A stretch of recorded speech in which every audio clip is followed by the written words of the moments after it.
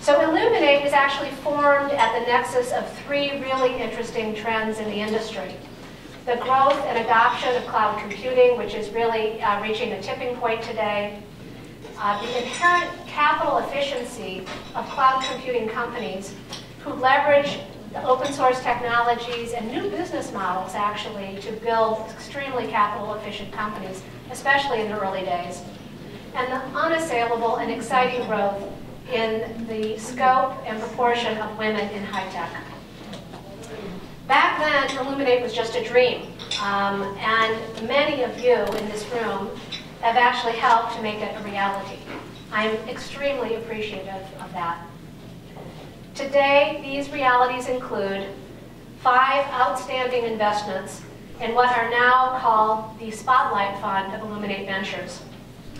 It includes a world-class business advisory council, a strong team supporting the firm that includes an EIR, venture partner, CFO, and 3, not 1 or 2, 3 Stanford interns. Of course, I'd like to see a few of those come from the University of Michigan in the future.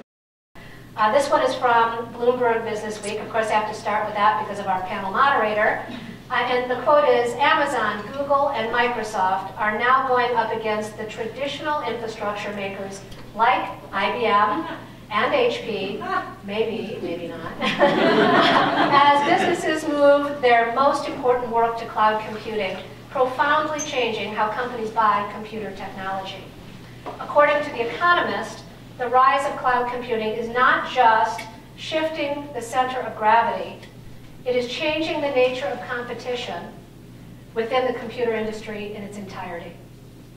Per the Wall Street Journal, it's been likened to the Industrial Revolution in terms of its potential to impact and change our lives.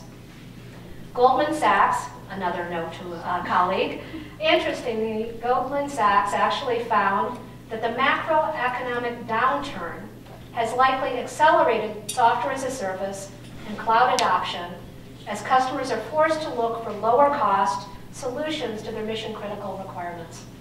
So actually it seems that cloud computing may still be fairly important to all of us.